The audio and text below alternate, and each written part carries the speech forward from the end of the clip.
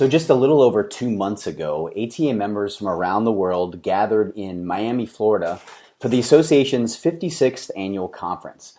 As far as I'm concerned, it was a huge success. The sessions offered something for everyone, and there was certainly no shortage of networking opportunities. And the icing on the cake was probably the incredible weather, something I know Northerners like me really soaked up. So check out the video recap at atanet.org, and then you'll see what I mean.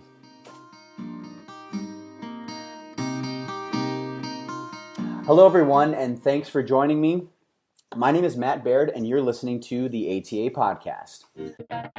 This is episode 2.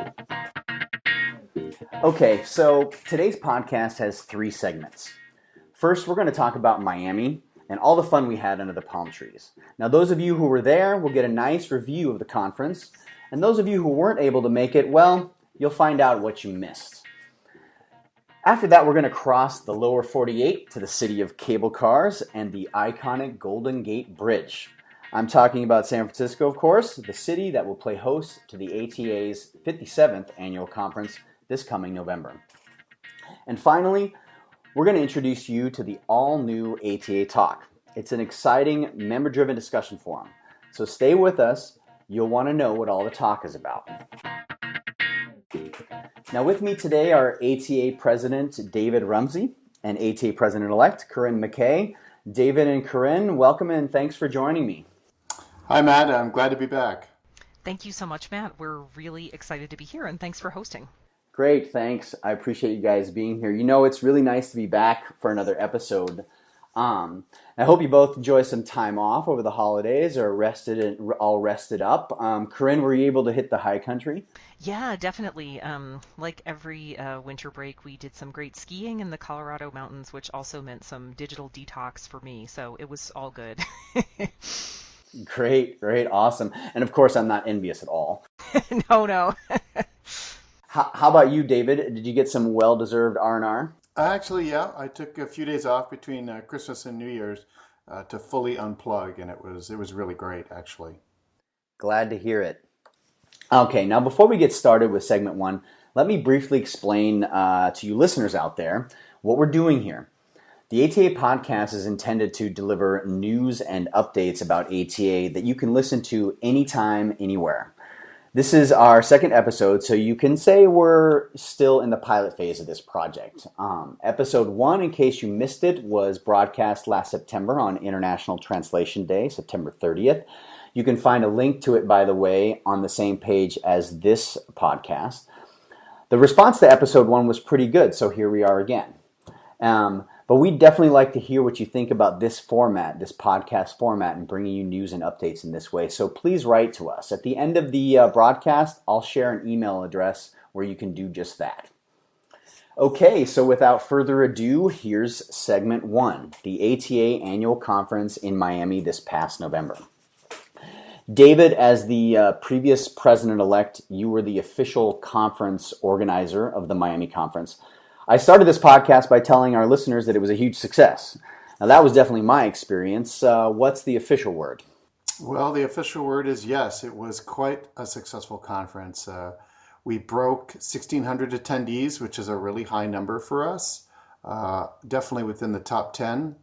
And I took personal pleasure in the fact that we sold out the number of brand new official ATA tote bags that we created. We didn't give away free tote bags.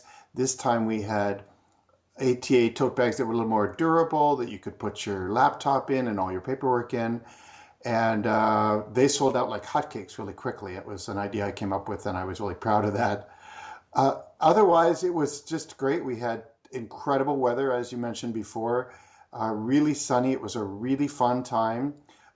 With that many attendees, we also had an enormous number of sessions to choose from with a really good variety.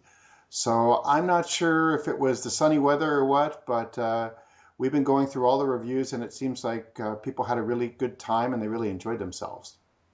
Speaking of the survey, one of the questions actually asks attendees what they liked best about the conference. What were some of the top answers, and were there any surprises?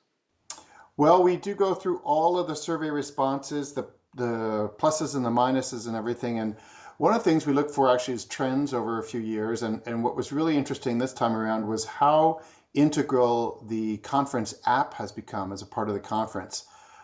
That's an app where people can use to load their profile, to meet other translators. They can load their sessions and plan their whole schedule for the whole thing. People really loved that, and it was clear from the reviews that they were really, they really thought it was a great idea. And over the past few years, people have gotten more and more into it. And so having the Wi-Fi in so many venues this year was also really great, which helped people use the app throughout the conference. We also got a lot of positive reviews about the networking potential. And people, I'm not sure again if it was the sunny weather or what, everybody was in a good mood. And they just were connecting with people, having a really good time, learning a lot from each other. And, on a final note, there was a really popular dance at the very end that was hugely popular. I can only fully agree about the networking opportunities. I'm pretty sure I made a comment about that in my review. And I have to put a plug in for the app. It's gotten better and better over the last couple of years since it was introduced. And now I leave the paper program in my room. I didn't even carry it around with me. I had the app on my phone, and it was my little day planner. And I also loved how everything was put into my calendar. So when you marked on a session or an event you wanted to attend, it automatically went into your iCalendar. That is, I live by my calendar, so that was a really great thing for me. Now the survey allows the attendees, allows people to also say what they liked least about the conference or offer any suggestions. Can you tell us anything about what sort of suggestions people have made, and are there maybe any changes in the works for San Francisco as a result? Well, every year there's a strong demand for new and advanced sessions, and it's a real challenge because as the conference organizer, you want to try to balance between the fundamental sessions that are really popular, particularly among first-time attendees and newcomers to the industry, and then specific topics for veterans who've already, heard a lot of the fundamentals. So we have taken that into consideration. I know for San Francisco, Corinne has some interesting ideas in that regard. Great, that sounds interesting. Maybe we can touch on those a little bit in segment 2. But first off, Corinne, I want to congratulate you on being elected president-elect in Miami.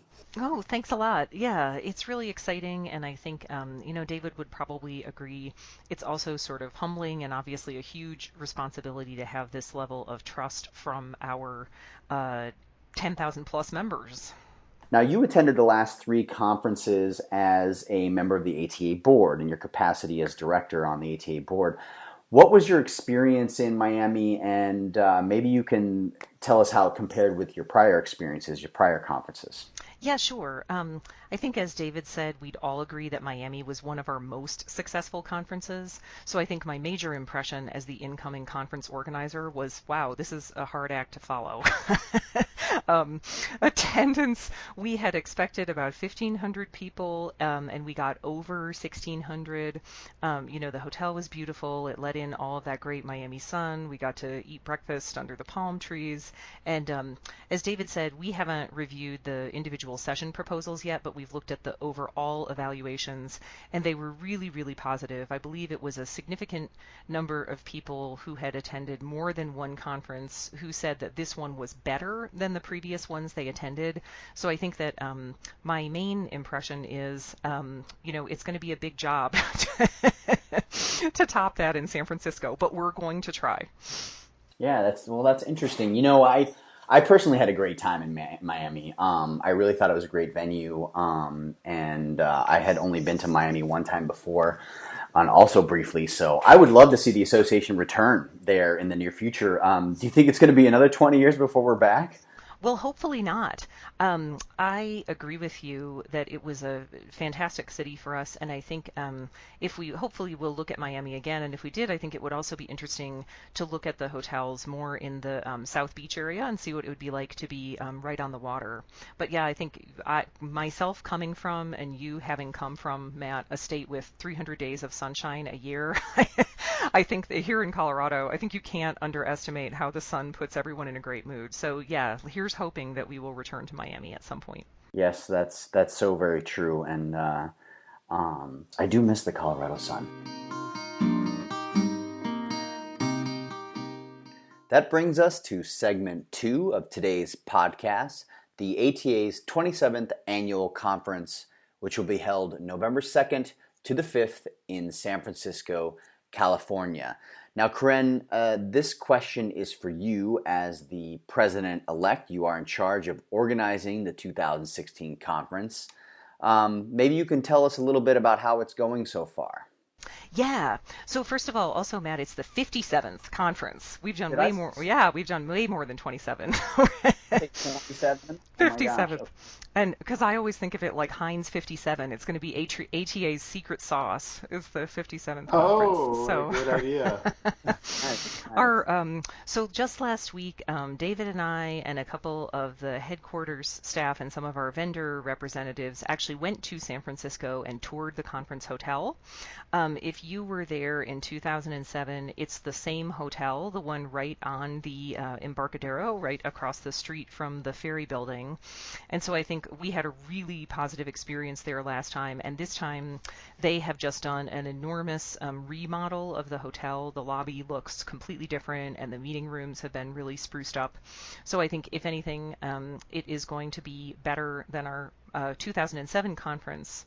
So the session proposal form is now out. You can submit your session while you're listening to this podcast if you want to. The easiest way to do that is to go to our website, atanet.org, and just put the word proposal into the search box, and then you will find it. But the session proposals are already open, so send us your very best. Right on. Now, Corinne, are there any changes in the works for 2016? Is there anything new in store for us this year? Yes, we do always try to mix it up a little bit. Mostly, as I said, we want to just keep up on the successful model that we have going, because the ATA conference is, at least to our knowledge, the largest translation event in the world. So I think this year our major changes are going to be to the pre-conference day. We're sort of restyling that as a training day, which will have in-depth and hands-on sessions on various topics. Most of those are going to be non-language specific so that anyone can come to them. And I don't want to say too much yet about the specific topics because we're still refining that, but all of the presenters are going to be invited. So if you look at the session proposal form, you'll notice that this year you cannot propose a pre-conference seminar because it's by invitation only. So it will be like a conference within a conference. Then for the rest of the conference, of course, we're going to bring back the really popular networking events such as Brainstorm Networking, Resume Exchange, the Literary Division, After Hours Cafe, and things like that. And a favorite of mine in Miami was the photo booth. I know that photo booths are one of those things like, you think they're really fun or you don't. I thought it was really fun. So I'm hopeful that we will once again have a photo booth at the welcome reception. Corinne, I saw your photos, and I think everybody has seen your photos, and it looks like you were having a lot of fun. And I somehow missed that. I completely didn't see it. I don't know what I was doing and how I walked past it or whatever, but I completely missed it. When I saw the pictures later, I'm like, when did people do that? So, maybe for San Francisco, I'll have to bring my carnival costume. That's coming up here in the Cologne area in a couple of weeks. So, and then I can really show off my stuff. But sounds really interesting with the pre-conference day. I've typically attended a session on that day. I like getting there a day early and going to one of the in-depth sessions up to now. But this sounds even more intriguing. I'm looking forward to hearing more about it. Now, David, it's January. November does seem kind of a bit far away, even though I'm already getting excited as we're talking about it here. But do I really not need to start planning now? Do people who are thinking about going to San Francisco, do they need to start planning now? Well, not this minute, but you shouldn't wait too long to make your reservation at the conference hotel after you see the announcement come through the email. In the case of Miami, we went into not one, but actually two overflow hotels. In the case of San Francisco, we have a really, really good deal on a really nice hotel in an absolutely fantastic location. So it's going to be hard to beat because there aren't that many other options in the area. So I would encourage everybody to book early. And if you're looking for a more affordable option, I would also consider looking at sharing a room with somebody. Either way, staying in the conference hotel allows you to sort of avoid commuting back and forth from someplace else. The hotel has an amazing open lobby that is sure to be the center of all the action. So I would keep your ears and eyes open for the announcement when the hotel comes up and for registration as well. All right, sounds good. You know, I couldn't agree with you more about staying at the conference hotel. I have told many people in the past this, and I'm adamant about it because, you know, I made that mistake only once. I remember I constantly felt like I was missing something every time I ran back to my hotel. So I've come to realize that staying at the conference hotel really allows you to maximize your time, you know, throughout the day before and after sessions. It's a great, you know, it's just great to sneak up to your room at any time, you know, to put your feet up for a few minutes or, you know, freshen up a little bit. It just makes things a lot more convenient. And as you said, it doesn't have to be expensive if you share. I've shared a room every year, almost every year that I've gone, and that does make it totally reasonable. So I would definitely tell anybody who asks to stay at the conference hotel and be a part of the action. Yeah, I totally agree. I stayed with roommates in the conference hotel for lots of years. And as you said, Matt, I think the thing that you miss out on when you don't stay at the conference hotel is, for example, one of my first really big clients as a freelancer, I met in the hallway at the conference when I was just, you know, hanging out with a friend talking, and she happened to work for them. And I think when you're running back and forth to another hotel, you kind of miss out on that. But if you stay with roommates in the conference hotel, to me, it was not only less expensive, it was really fun, kind of like a sleepover party for grown-ups. I guess it's one of those things like the photo booth. Either you're into that kind of thing or you're not. But I found that staying with my friends, who I don't get to see much during the year, was really enjoyable. And also, as David said, I agree. When you see the announcement about the hotel room reservations, it's a really attractive price. I think all of us know San Francisco is an extremely expensive city. So I think that not only from the point of view of making the most of the conference, but really financially, it's the best option. And as you said, Matt, it really puts you right in the thick of the networking and social opportunities. All right, well, everyone listening out there, you heard it here first. We're going to have some pretty good prices this year. So when the announcement goes out, jump on it and get yourself a room. And like I said, be a part of the action. Now, do we know exactly when that announcement is going to be made? Is that date already been set? Can people put it in their calendar? Not exactly. We don't have an exact date yet, but I would watch your inbox for an announcement sometime in March or April. That's typically when the announcement goes out. All right. Okay, so let's talk ATA talk. Um, I think it was in December that the ATA launched this new discussion forum that we're calling ATA Talk. And it's been billed as a place where all members can voice their opinions and be heard and discuss, be heard by the association at large and discuss with various issues, policies, and what have you with other members. David, can you tell our listeners a little more about it? Thanks, Matt. Yeah, sure, I can talk about that. ATA Talk was one of the first items to come out of the November board meeting in Miami. And it's appeared in news briefs since December, since mid-December. So you can look for a link there. Basically, the idea behind ATA Talk is to kind of provide a forum to discuss ATA activities, policies, and governance issues. The key here is that we envision this more as a member-driven forum. So both the answers and the questions can come from the list members. It's not necessarily a member information channel where we provide, key information. For example, that the hotels are now open. That stuff will still come through news briefs and through the Chronicle and other specific email channels or specific information channels.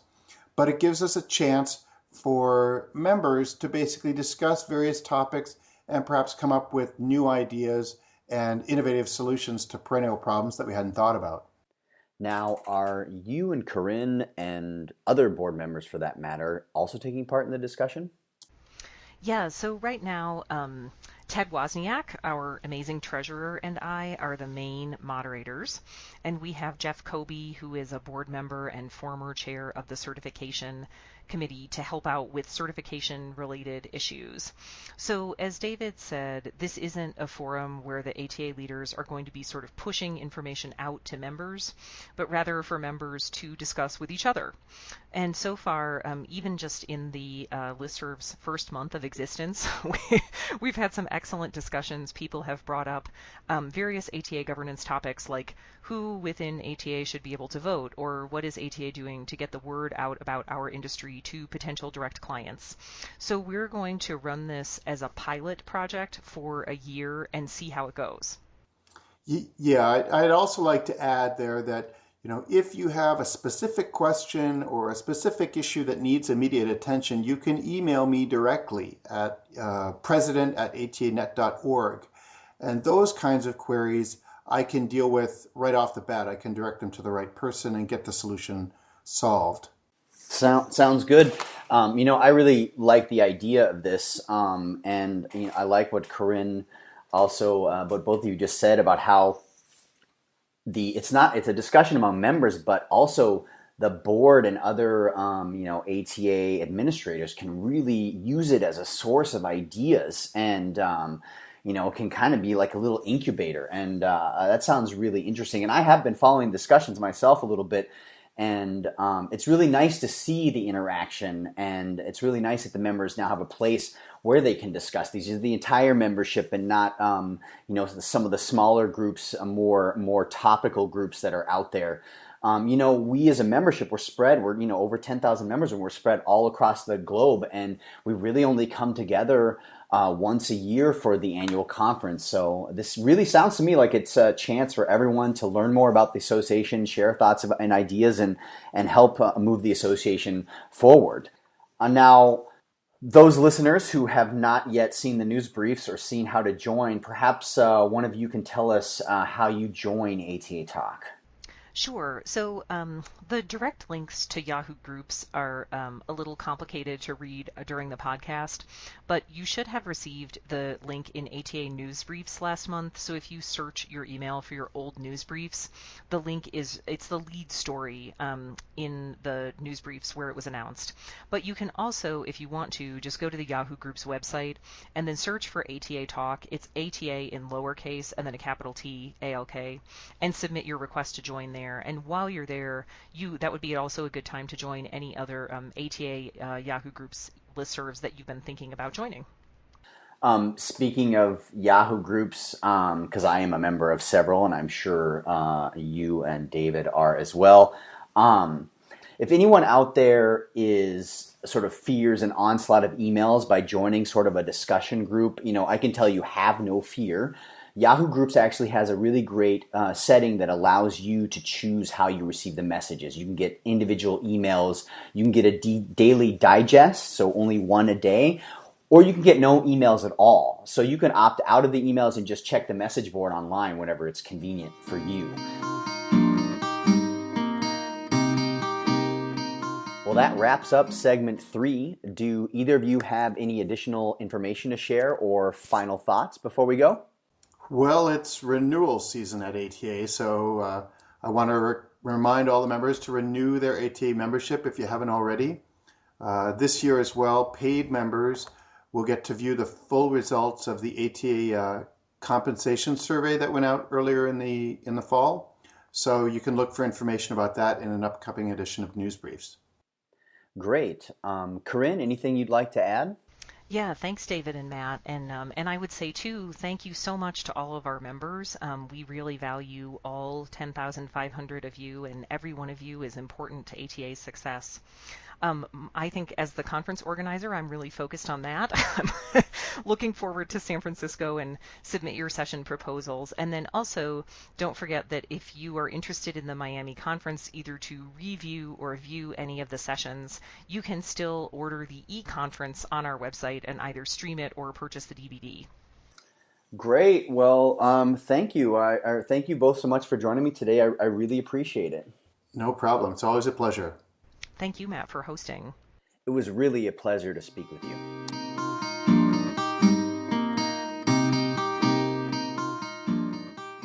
Okay, listeners, it's time to pat yourself on the back. You've made it to the end of episode 2. Now, we'd really love to hear what you thought of it, so please write to us. The email address is podcast@atanet.org. That's podcast, one word, @atanet.org. And feel free to send us any ideas for future podcasts. We'd really appreciate it. Special thanks to David and Corinne for not only joining me today, but also coming up with the topics for this episode, and to Mary David and Rashan Pokarel at ATA headquarters for their advice and technical support. Now, episode 3 is in the works, so stay tuned.